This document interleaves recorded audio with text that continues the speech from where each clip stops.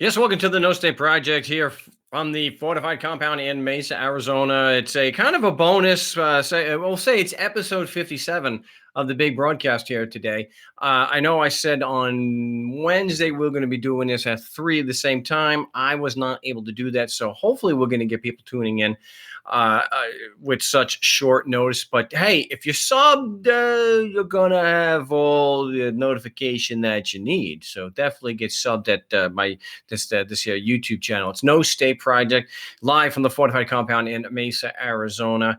And if you want to join me, and before I mention that, the show is brought to you today again for the continued support by Bill and Dan in New Hampshire, and so I do appreciate the support, guys, especially since Bill has had such trying times having the bureaucrats up in New Hampshire put him out of business.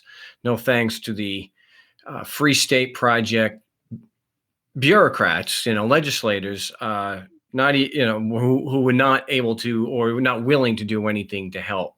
So that's not a statement against all free staters. We do our best not to make generalizations here on the big show, try to stick to logic. But as far as the ones that have been elected, they had an opportunity to help somebody who really could have used it. And it may have actually changed the outcome of things. So, you figure if some legislators are leaning on some low-level bureaucrats at the NHES and whatnot, that maybe they would have not been so keen to do what they did. But again, I do appreciate their support and everybody else's support of the big broadcast. So the number, it's 218-632-9399, 218-632-9399. The passcode is 2020 with the hashtag, or 2020 with the #. You can also instant message me at Skype at Frank Rizzo 3. I didn't actually start Skype on this particular computer. I didn't. Hey, it's one of them things here. You know what I'm saying? So what I'm going to do here,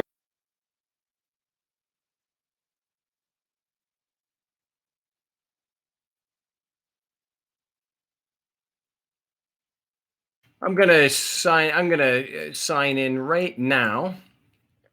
Don't actually call me. I can't actually get a call from Skype when I have with this particular setup. So you'll have to use your Skype to call 218-632-9399 and punch in that their passcode. So it was one of those tech issues that but I'm not going to get into that now. A couple of things before we get to the calls. There will not be a live show tomorrow on the LRN feed. It will be a repeat. So if you have not heard the show and you don't have, you didn't go to markstevens.net to get that, and you're not sub. See, this is something we have to keep. Not something I've mentioned in a really long time. The show is carried on iTunes, and so you can go and sub and get the high quality audio off of iTunes. So you don't have to just get the video stream. You can get the audio stream by subbing at iTunes. Just look up No State Project Mark Stevens and you'll get that. So a couple of things before the calls. Someone saying, to what do we owe this pleasure? It's like I mentioned, where there's no live broadcast tomorrow. And so because of that, I didn't want to leave people hanging. There are people who really need some help in court, so I'm expecting them to call in. So we're still kind of waiting for that. So that's why we're doing kind of a bonus segment here today. But, hey, I'm going to do what I can to get more calls, more call-driven shows in. So before we get to the calls, though, a couple things. This was just, it was an Alabama sheriff. This is on NPR, reported by NPR. Alabama sheriff legally took $750,000 meant to feed inmates and bought a beach house. Now, this is all done legally. So the money that's left over after they buy food for those unfortunate enough to be in the county lockup, which is a horror show, the sheriff gets to take that home. Now, this is the Depression era law. or a lot of the county sheriffs, it was a kind of a family business kind of thing, and so now it's just a windfall for these sheriffs. And this is just the tip of the iceberg. I think this doesn't even take into account all the money that they steal from the so-called forfeiture. Yeah.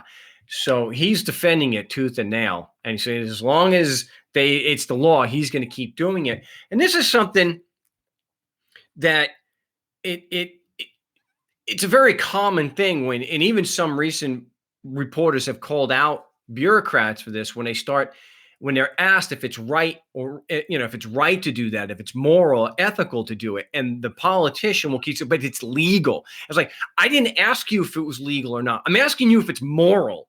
And it's this disgusting conflating with moral and legal. And that's why this guy can get away with that. $750,000 that's supposed to be feeding people. So it incentivizes them to spend as little money as possible on food so that they can pocket the rest. I can tell you from personal experience that Joe Arpaio's gulag, I didn't touch the food. Even the orange, you would think, but it was. You could tell it was pretty old. It was disgusting. It didn't. It qualified as food in, I guess, an academic sense. I guess, but it was horrible. I don't know what I would have done if I was kept more than overnight. I wouldn't have been able to eat. It's not food. So they treat you. They don't give you medical attention when you need it. They don't give you real, honest to goodness food because you're just scum to them. And they are really bad when it comes to women's products. There was something on Reddit recently where somebody was reporting that most of the women in her block did not have feminine products, and well, let's just say it. Blood and bacteria. Yeah, it's a way to get a hell of an infection. So that and toilet paper is another one. So even if you legitimately say, well, that the excuse of the sheriff, what is this fat guy's name? Todd Entrikin. Even if you excuse and say, well, look, all right, he legitimately had this much money left over after getting decent food, you can still use that for toilet paper and feminine products. The idea to pocket money, well, it's stolen money. Of course, he doesn't feel any responsibility. It's stolen money. So another thing I wanted to mention, this was great. This was great. I think Fox News is a disgrace. And anytime they take a hit, it's good. It's good. So the narrative has to be with Fox News, anybody going against the Republican establishment, they will attack. And whether you agree with the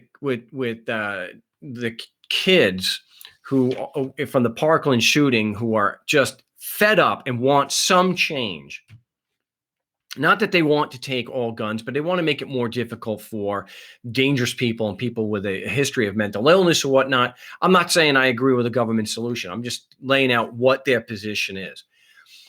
But what Laura Ingraham did, hopefully you know, if you haven't heard about this is great. See, what you have to realize with these ancient Republicans, and same thing with some Democrats, of course, I think they're all, singing us two sides of the same corrupt coin. But you have to have so much arrogance to actually go after children of that age who grew up with social media. So what she did was instead of looking at his argument and attacking the argument, okay, what she does instead was she makes a personal attack and comes out and makes fun of him. Well, first she lies and says that he was whining about not being accepted into UCLA, even though he has a 4.2 GPA. I guess it's David Hogg. But then he strikes back and goes after the advertisers and contacts her advertisers. And so far, they are dropping her. I think she's lost, 11, and these are big corporate sponsors. 11 sponsors have already, in just a couple of days, dropped her show. And I think that's fantastic. I mean, When you spew such crap, and it goes for anybody, if you can't address the argument and all you can do is spew ad homs and insults, you deserve to be taken to the cleaners. This is one, and she's I think she happens to be a lawyer too. She is just real caustic. I can't, and I don't listen or watch unless something like this catches my eye, but I didn't uh just this, somebody needs to do a boycott of that Janine Pirro. She's just so friggin' angry and just blah blah blah blah. Oh, government good, government can't do any wrong. So if you haven't yet, definitely checked it out and see just how many, and maybe by the time somebody sees this this weekend, she'll have lost even more advertisers when you spew this garbage that, oh, the cops can't do anything wrong. And it's always blame the victim, blame the victim. Yeah. Anybody who has to attack your character doesn't have an argument that just doesn't have an argument. So, yeah. And one thing I want to, if there's a particular bureaucrat, this is something I want to start doing more of. If there's a particular bureaucrat you want me to call, get me the name and contact information, and I'll do that. Because one of the things I want to do, and I've already tried this, and I'm not saying we're going to have any success, but it's worth a shot. Maybe someone's going to accept. I know when I did this at the ASU Law Library, what I wanted to do was find someone at the ASU Law Library who could make a moral or ethical case for the Arizona state government, which they are a part of. Arizona State University and those that they employ is a government agency. And I even went to I think there was 2 or 3 ethics professors at the ASU Law School. Every single one of them told me either no or didn't respond. I had one actually respond back, said he couldn't do it. So that's what I would like to do, is be able to contact some bureaucrats, get me the contact information and the name, of course, and I will make calls as a member of the media and see if I can find somebody who can make a moral argument in favor of the organization that they work for. So let's just say it's Tarrant County, Texas. If there's anybody in Tarrant County who can make a moral argument, a valid, rational, moral argument for Tarrant County, the organization known as Tarrant County, which of course is a government agency. Somebody says, what does Mark say about Carl Lentz? He's been on the show a number of times. He doesn't call anymore, which is good. And the last time he was on the show, he was saying that it was something that was an absolute fact about the way courts were operating. I asked him 7 times for the evidence before he finally gave up and said it's his opinion.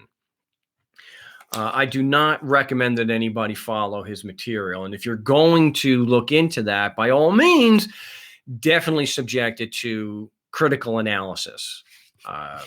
Because I think there's 2 sides to that. Does the material withstand scrutiny, and has it been successful as he claims in court? And if it has been successful in court, you want to see the documents to back that up. I personally don't think that there's any legitimacy to it all. I think what he's talking about, like he said on the show, I know it was for the one thing, but it was a big part of what he does. I think it boils down to his opinion, not that there's any evidence, not that there's any rational basis to what he's saying, and certainly not because that there's any evidence to show that it's been effective in court.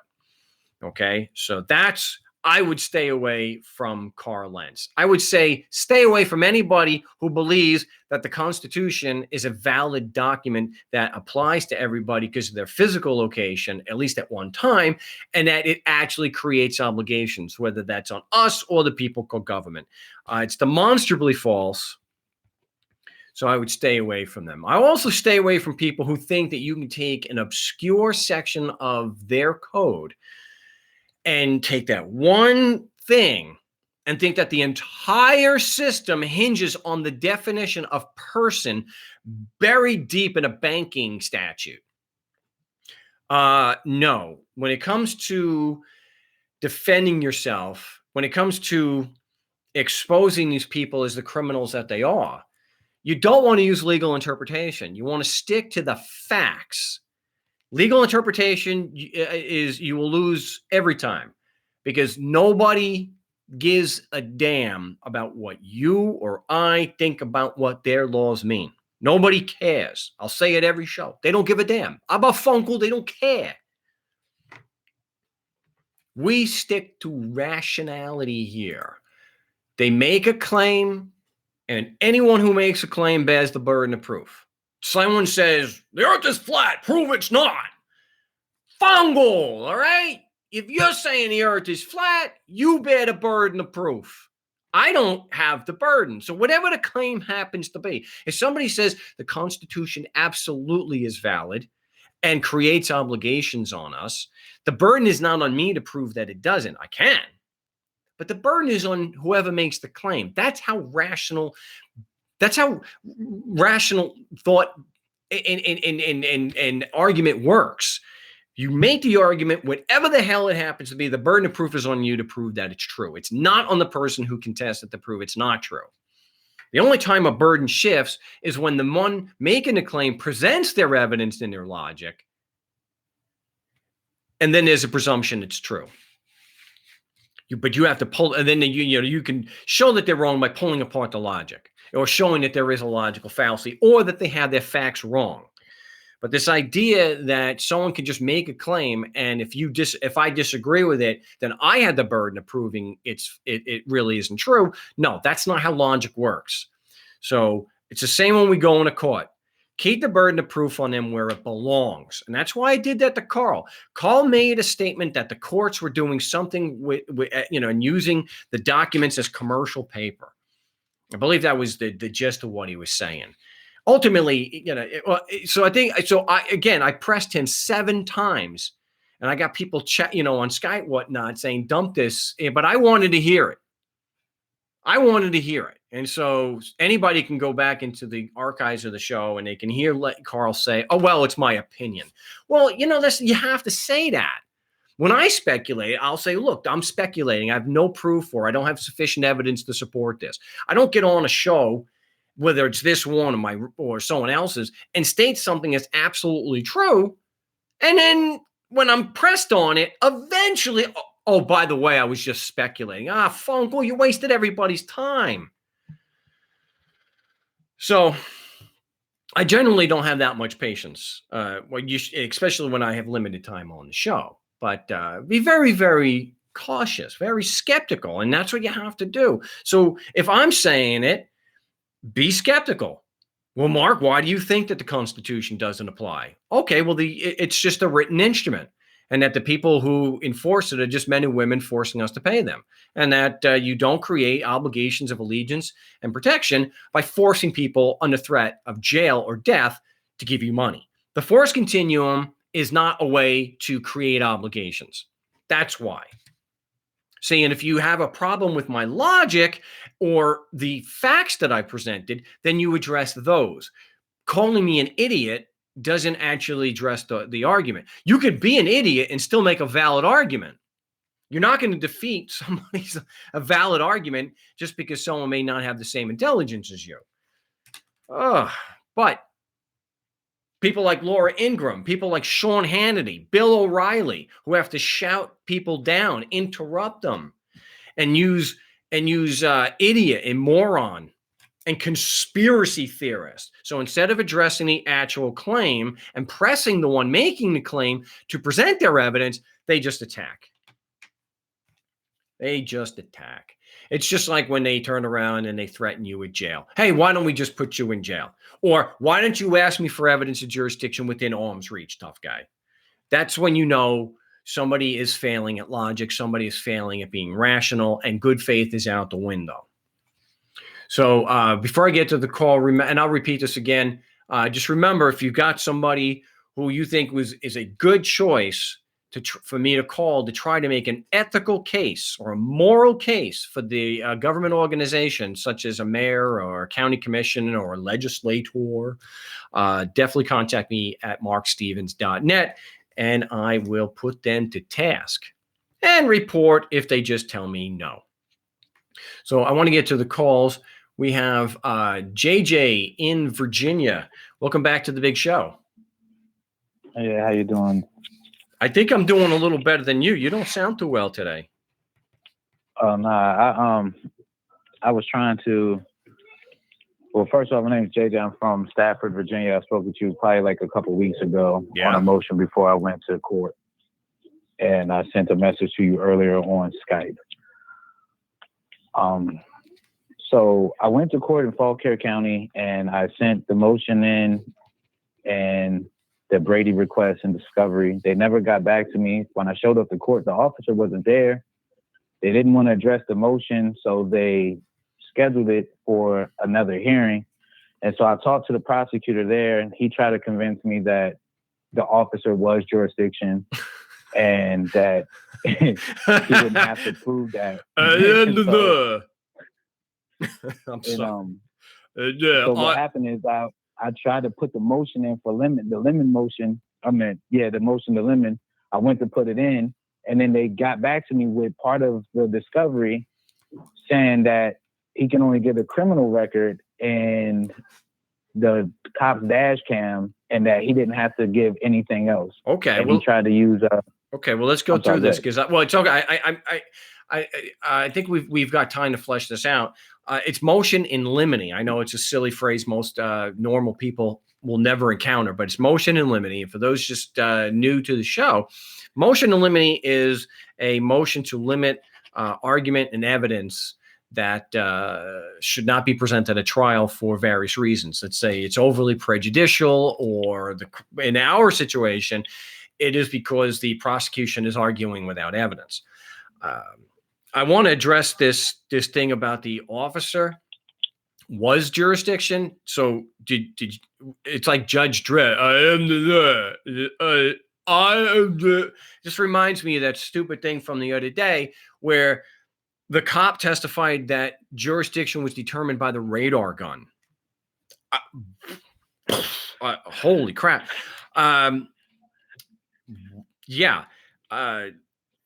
One of the things that could have come up, and I want more people to know this, is really unfortunate. When you show up and the cop is not there, you have to object to and say it has to be dismissed.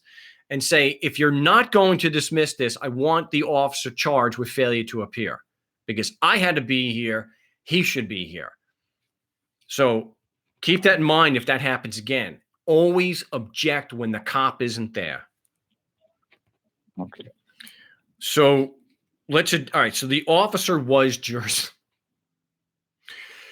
Did you object to this did you object to this in some way and press the prosecutor to actually explain just what the hell that was supposed to mean? Well, we had a talk while the judge was dealing with another person, because the judge seemed kind of scared. He just wanted to hurry up and try to move the case on. He's like, well, we'll just set it for another date. Make sure you get him his the Brady request and the information. And the prosecutor tried to say he didn't have my address, which was at the top of the motion, and the other paperwork. And so when I talked to the prosecutor, he tried to say that the state was injured because they allege from what the cop had said about speeding. And I was like, well, that doesn't make sense. I said, where's the corpus delicti? And he tried to basically say that was enough. Okay. That was enough to... Yeah. So what you want to do is you want to say, what a specific damage did I cause? And can your witness quantify it?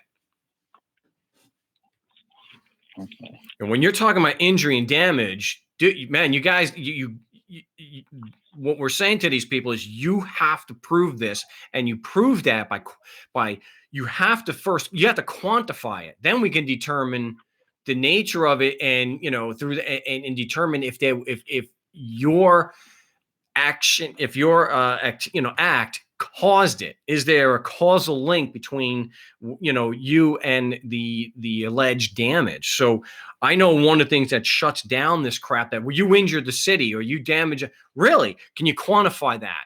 And now they're stuck. He's something. He definitely tried to belittle my intelligence, but he sent the paper saying that he can only give those things. And then he used, Virginia has a Supreme Court ruling saying that they're limited on what they give. And then he used a Supreme Court case, United States versus Bagley, But when I looked that up, it actually said that failure to give the Brady material causes for the case to be reversed or dismissed. So I don't understand why he sent that one, thinking that that was going to help him justify on not giving me the material, the discovery, and the Brady request. Well, what he did, JJ, was bluff you. He wasn't counting on you checking that out. And it's nice that he had to gaslight you. Honest people will not try to gaslight you and belittle you. If you're wrong, you're wrong. You don't actually have to belittle somebody. That is a matter of avoiding the actual issue. And I want to address the point. Let's say, for example, that he's right in that in some degree, Virginia or California, whatever, that they don't have to give you everything in the discovery mode, a discovery request. We'll give them that. One of the things that they are absolutely not excluded from giving you, and I want everyone, if you're in the situation, always hit them on this point. The big thing that we're looking at here is evidence proving the prosecution's claim that just because you're physically in Virginia, their laws apply. The other part of that goes right with that is the witness with personal firsthand knowledge of that. Now, I mentioned last time, I didn't remember off the top of my head what California was. Section 702 of the evidence code in California is what you want, not 602, but it's 702, that the witness may not testify, no witness may testify unless they have personal firsthand knowledge. So JJ, next time you get to speak with that prosecutor and you're discussing this Brady violation, you want to ask them, yes or no, does your witness have personal knowledge that just because I'm physically in Virginia, your laws apply? Yes or no? Okay. He's not excused. There is no excuse and there is no legal justification for putting a witness on the stand that doesn't have personal firsthand knowledge. Even if you claim, well, Mark, the technical rules of evidence don't apply, they still are not permitted by fairness and due process to knowingly put an unqualified witness on the stand. Right. I would definitely ask him. What do I, real quick question, what do I do as far as, do I resend the motion of discovery and request? And since they haven't responded to my motion to dismiss, do I also resend that or? No, you don't have to resend that. You can just, what I would do with the discovery request is I would bring it down to and say to them, I would resubmit it, but I would shorten it significantly and just focus on those two items. And so you were non-responsive to these two items. You haven't said what the evidence is proving your constitutional laws apply to me just because I'm physically in Virginia. And you haven't said yes or no if your witness has personal firsthand knowledge that the laws apply to me just because I'm physically in Virginia. And I need a responsive answer to that. Okay, so shorten it to the evidence proven and witness having firsthand knowledge. Yes. And just for those who are new, this is very important. I want to make sure people understand why I hit this issue so hard, why it is so absolutely important. And if you had brought this up to that prosecutor, he really would have tried to gaslight you. You have to have personal firsthand knowledge of the matters before they can testify. If they don't have personal firsthand knowledge, they're not qualified to be witnesses. That is impeachment information. A witness who is not qualified or competent to testify under their rules, okay, should not be permitted to testify. So Brady is any impeachment information that is material to whether you're guilty or innocent. Certainly, if the arresting officer is not qualified to have made such legal determinations because he didn't have the training or he lacked the evidence, he lacks the personal knowledge, the prosecutor is required to tell you that prior to putting him on the stand. It's Brady material. He has to disclose, oh, by the way, I'm going to be a real douchebag here. I know my witness doesn't have personal knowledge. I'm going to call him anyway. See, that's impeachment material he has to give you. And that's why it's so important. So you can have people turn around and say, well, they don't have to prove that. Even if you excuse them on that, just for sake of argument, the police officer is making these determinations before he stops you. It's his basis for probable cause. These are legal determinations. He has making these legal conclusions or legal claims or opinions against you. These are subjects for cross-examination. If he wasn't qualified to make them, he's not permitted to testify. And then the prosecution doesn't have anyone to testify you broke the law because they don't have any personal knowledge that applies to you. So that's why these things are so important, and it's why they're going to try to gaslight you when you raise that issue. Does he have such personal knowledge, yes or no? And that's even giving them a free pass initially, because there's no justification for not allowing that on cross-examination. There's no justification, fair anyway, that allows someone to testify against you where you cannot cross-examine them based on and ask questions regarding the statements and the conclusions that he made leading to you to be there. They're in the complaint, for heaven's sakes. There's no disputing that. So what it comes down to, and I know I'm getting a little long-winded here. What it comes down to is these people want the cops to make whatever claim they want, and they don't want you to cross-examine them. And that is the definition of unfair. The entire case rests on a legal opinion by the cop, and they don't want you to question him on it. So what does that tell you about their ethical and moral position there? Is it defensible as far as being moral and ethical? I don't think so. I think that what they're doing is obstructionist, and they're just trying to hide the fact that their claim is bogus. Yeah, they're definitely he's definitely something. He said that he wouldn't be on the case anymore, but he's the one that sent the response to me just a couple days ago. So, well, that's common. He might be. They almost, with these low-level things, unless you're getting into a murder trial, they're not swapping prosecutors out. But when they're doing these cookie-cutter code violations, it could be any prosecutor. You know, in fact, when Delilah went in San Diego, the moment they were starting the trial, someone came in from the prosecutor's office and substituted for the guy who was saying, I'm not going to go there. So that's not an uncommon thing. They're probably, but I'm sure especially if you had really pressed them on this stuff, you'd be really happy not to be prosecuting you. So have you been able to do role playing? No, but I definitely would like to. Well, Mark Stevens, you have to get me a Frank Rizzo 3, and then I can put you in the Skype chat. And then from there, the guys will start a call, and then you can do the role playing. And you can, the first time or so, you can just listen and you can text questions. But I definitely think it's better eventually, of course, to do the actual role playing with the guys. So you've played the part of the defendant, 2 other people play judge and prosecutor and critique you as you go, and then you switch around. Okay, no problem. So as far as in this, just resend only the Brady and Discovery to them, and just shorten it with just a few of the points that are on there with firsthand knowledge and evidence proving that I was in Virginia, or he has to prove that I was. Right. Well, this is going to be right here on my YouTube channel, so you can go back to this. So it's the 2 main issues from the original Discovery request. The evidence the prosecution relies on to support the cops' claim that just because you're physically in Virginia, their laws, including the Constitution, applies to you. And then you want the yes or no if the police officer has personal knowledge that just because you're physically in Virginia, the laws apply to you. Okay. Now, before anyone turns around and says, what he does, let's think about this logically.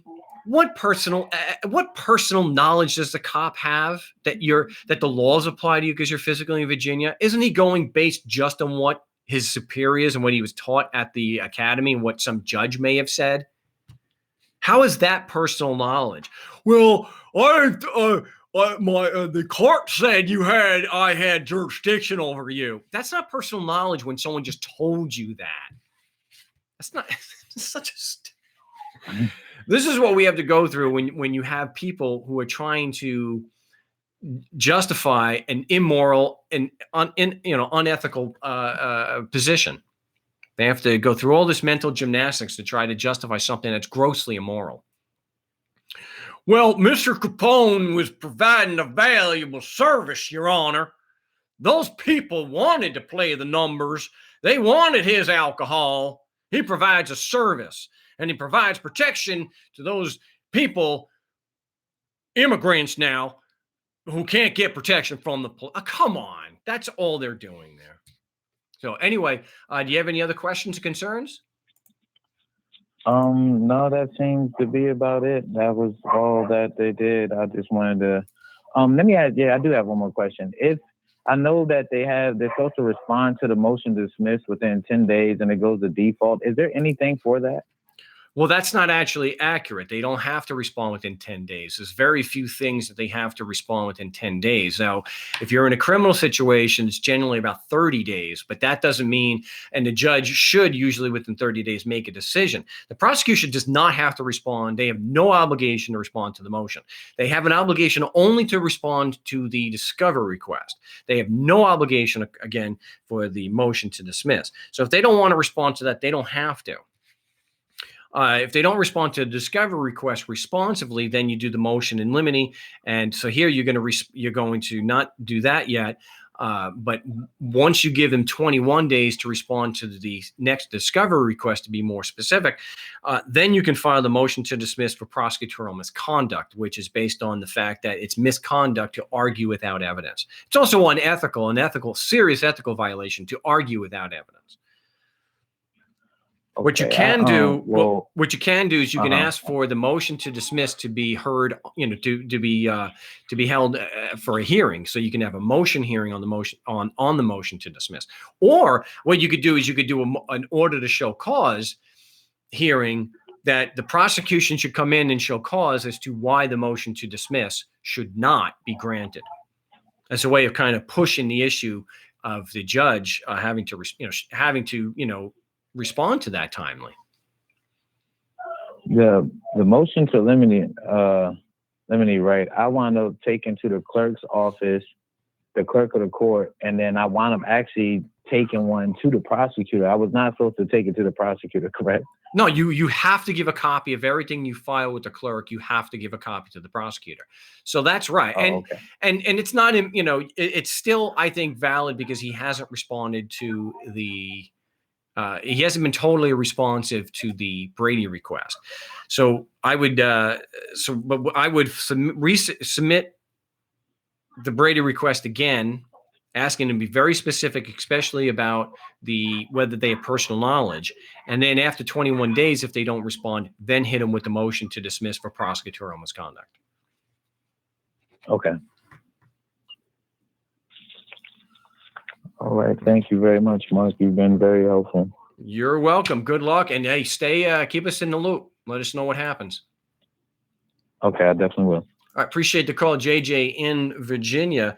And, somebody made a joke, and I know it's a joke, but you anytime you talk about ethics in government, it's like, really? Are you kidding me? They're a criminal organization. So one said, I guess this is the dude. And I'm going to take this as a serious thing and to be able to discuss it, because I already had it down that I wanted to discuss this a little bit further. Ethics in a court of law. Is there such a thing? Yeah. If you look at there are judicial ethics and there are ethics for the Bar Association, and these are not negotiable. According to their code, they're mandatory. And that's why when I mentioned doing a petition for writ of mandamus, when you are reviewing a denial of a motion to change the judge, it's a mandatory obligation on judges because of the ethical rules that they take an oath to conform to, that they must disqualify themselves if there is evidence showing bias if they cannot be fair and impartial. And that's why, of course, the mandamus lies.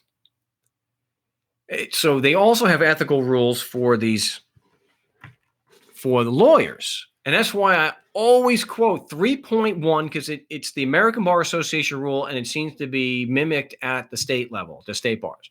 You also have 3.1, which is specifically for prosecutors. Prosecutors have an ethical obligation not to prosecute when there's not evidence of probable cause. Now, I attack this from the standpoint that there couldn't be probable cause because it's a code violation that's based on the argument or the opinion that if you're physically in Arizona, the laws apply. And that's so that's the only way that there can be probable cause that the code was violated.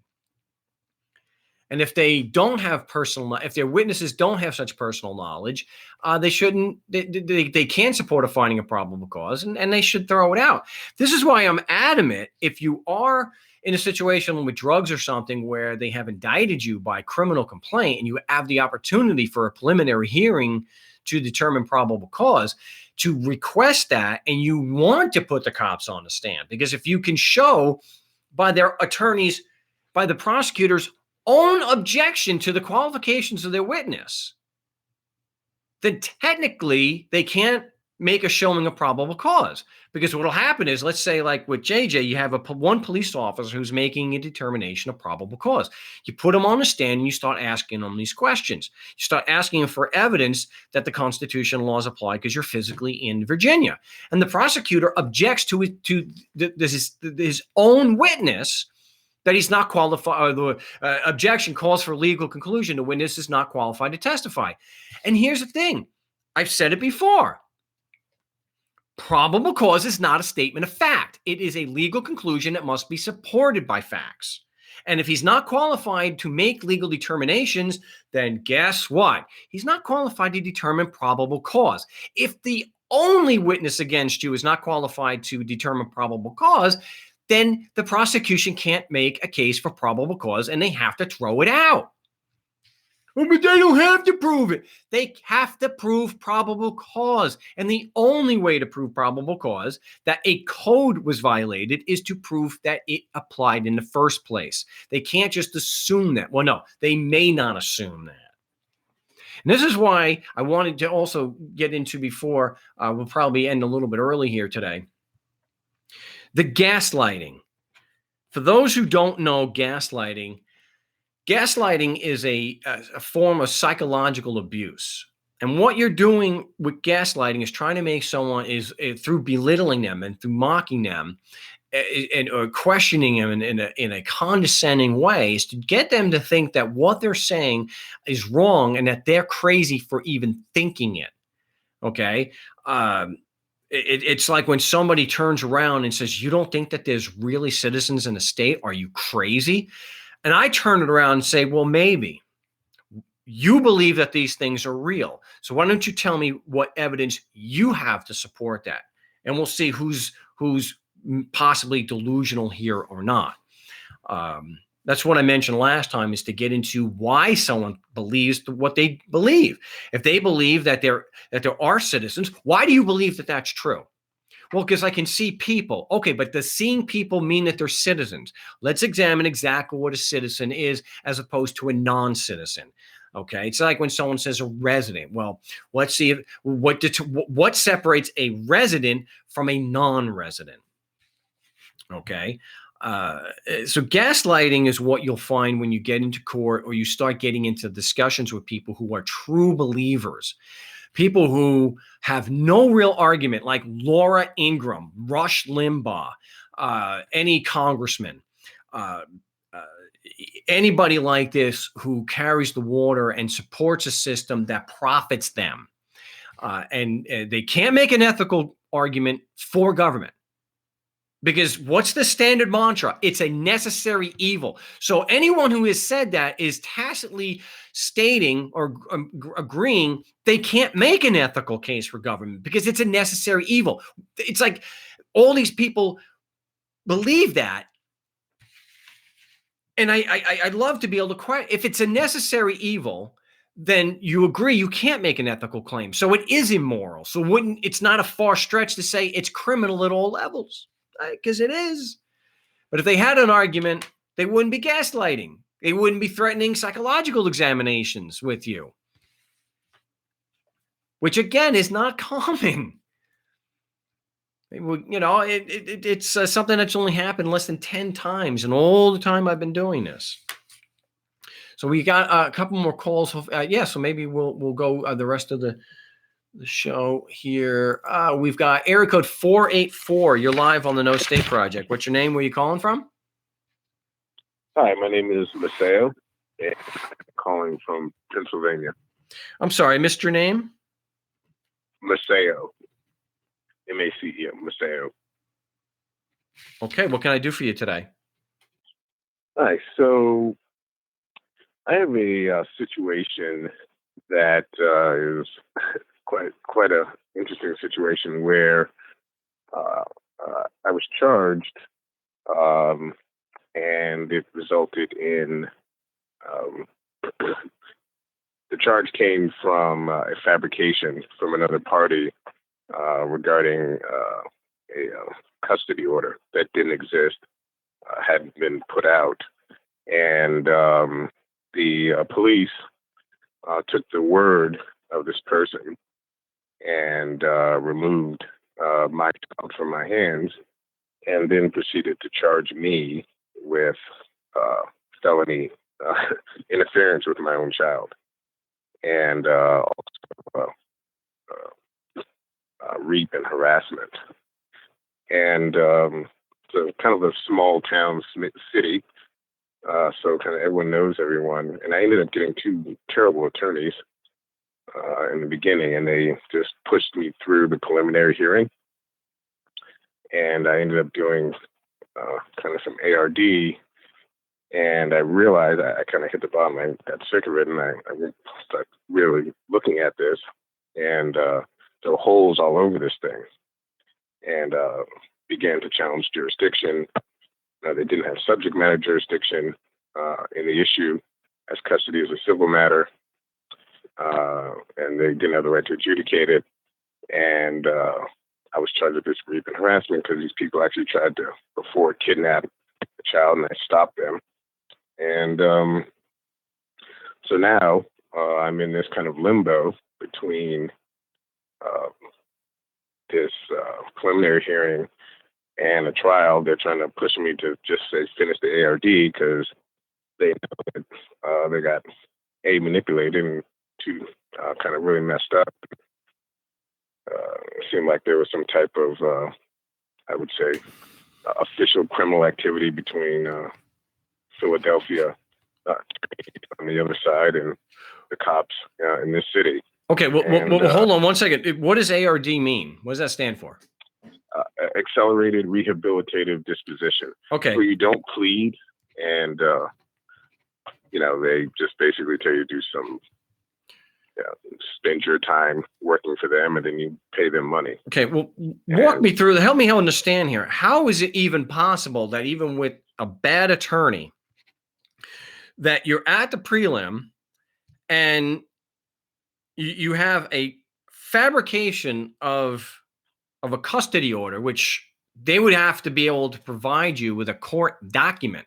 A custody order is going to be in writing. There will be a court record. If they just made it up. Well, the obviously the mother, what she did, she the custody order had not been sent out yet from the main city, Philadelphia. Somehow she and her criminal attorney, they gave her, I guess, what the terms were going to be or something. And she represented to the authorities that there had been one existing. I was arrested and bailed out of jail October 26th. And by the custody order was actually mailed out from the clerk's office November 2nd. In the record is a copy that is not stamped by the clerk, that is not signed by the president judge. So, and did this come out in the prelim? Yeah. So what they did was waive the felony child interference. Also because you can't charge a parent with that. anyways, it has to be a misdemeanor, but they waived that. And then they try to stick with the rape and harassment. The parent of the mother, the grandfather, who literally jumped in my vehicle while I was kind of driving to try to like pull the child out, said that I dragged him. I mean, it's amazing. Wow. And yeah, so it turned into kind of a big deal. They thought I was just kind of nobody, but you know, I just recently moved here from up north and set up a business, so I decided I just got tired of it and started pushing around on it. Well, do you still have a lawyer to be able to clean this up? I need to know. Are you still working with one of these terrible lawyers? No. I stopped working. I had filed a motion purely on subject matter jurisdiction because I needed to. I was figuring this out, and it allowed me time to fish it out. And I took on a public defender to get them to talk more because I was self-educating on the process. And I'm actually firing him tomorrow. Okay. I have a status hearing on Wednesday. Okay, they still have to. The judge has to allow that to happen. So it's not a felony anymore, isn't it? I mean, do they still? Is the harassment? No. Okay, so it's just the harassment is harassment and rape. Okay. Those are misdemeanors. So they may allow you to get rid of the attorney. So it's not just subject matter jurisdiction, but personal jurisdiction is something you have to hit just as hard. Regarding that. I wish I had more time, but I don't have time. I can't go over today because I'm running out of town. So it's nice that the stream is in HD and I don't have to do 2 hours of editing anymore. That's another bonus there. I would definitely do the motion to dismiss and the discovery request. However, if there's a court in Pennsylvania, though, if there's what? The rules of evidence in Pennsylvania, as I understand it, you're not allowed discovery requests after the prelim or the arraignment. I think you have that backwards. Bill of particulars. I think you have that backwards. Okay. And consider this: some places they don't allow discovery, and like New York is really bad with that. Regardless of whatever state rules are on discovery, the Supreme Court of the United States has made it very clear. It doesn't matter. They're still responsible and obligated to give you Brady material. And Brady material has no time limit. They're always liable and obligated to give you Brady material, which is impeachment information and evidence to impeach their witnesses and information that shows that you are innocent. So they still have to give you that regardless.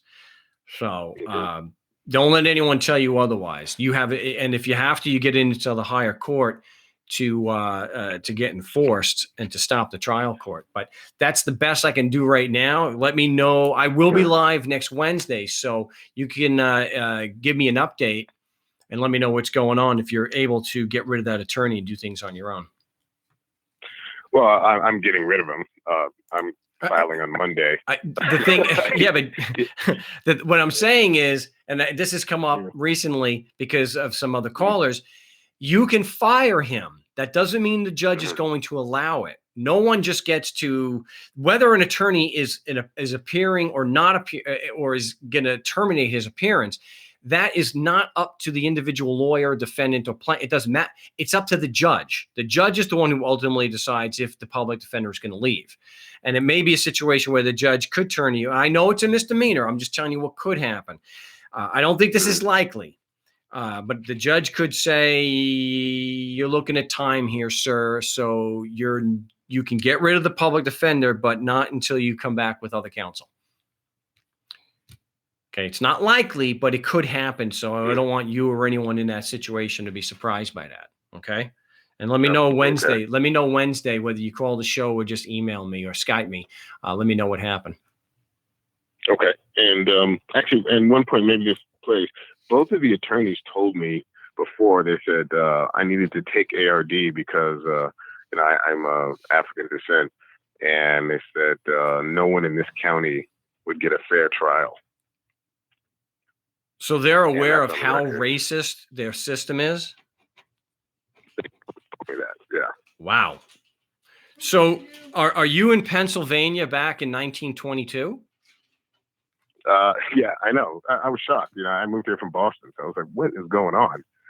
And this place is actually like kind of the Klan headquarters of Pennsylvania, at least was, and it's had a reputation. And I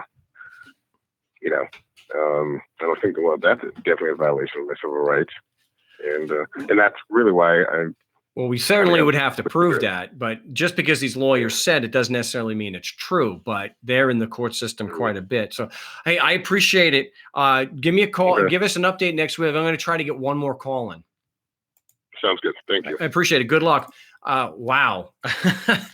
Wow. That is quite an admission. Jeez. All right. Going back in time a few decades. We'll try to get one last call here. We have area code 541. You're live on the No State Project. What's your name? Where you calling from? Hey, Mark. My name's Rick, and I'm calling from Central Oregon. By Ben. What can I do for you today in these last few minutes of the big broadcast? Great. Hey, I know that you're short, and so I'll keep it short. And thank you, too, by the way. I wish I would have found your channel a while ago.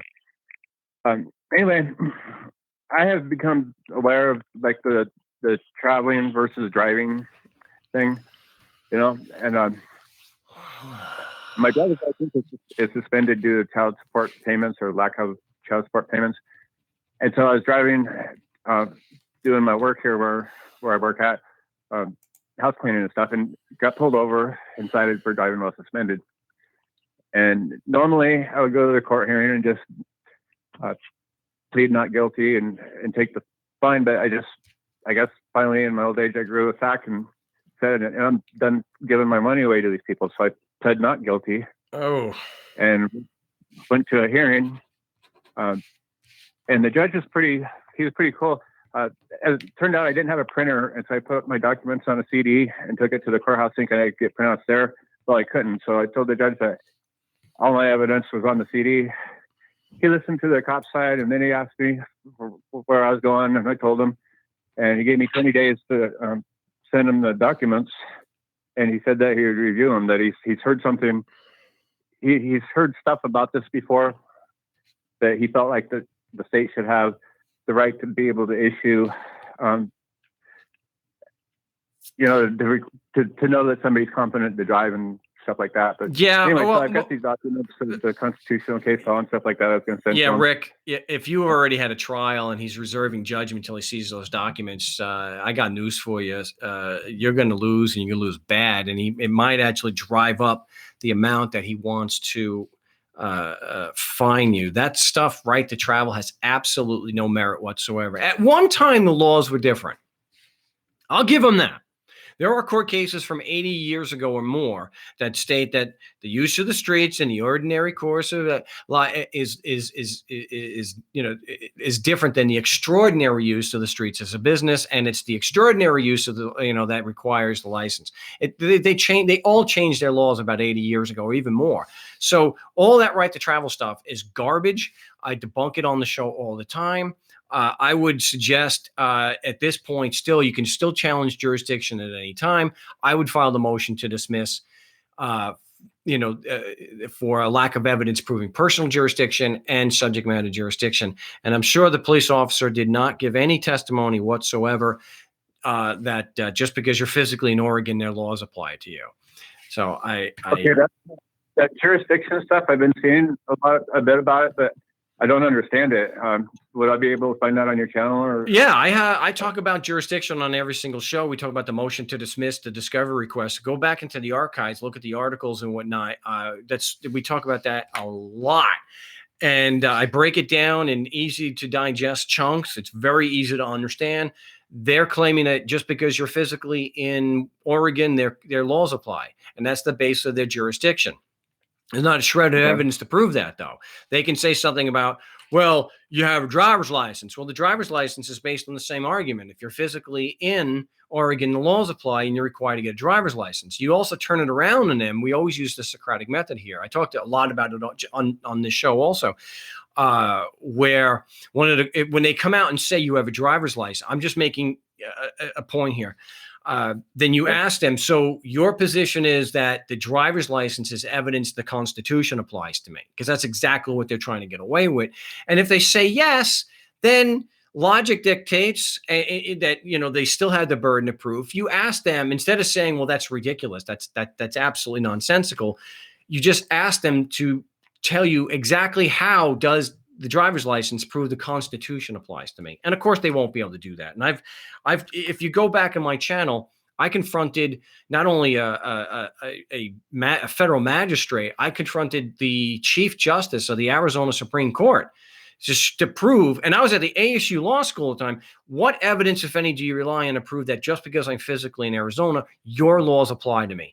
And all Scott can do was, and this is in front of about 200 lawyers, was say that the evidence is that they prosecute and put other people in jail. That proves somehow that the laws apply to me, because they prosecuted other people.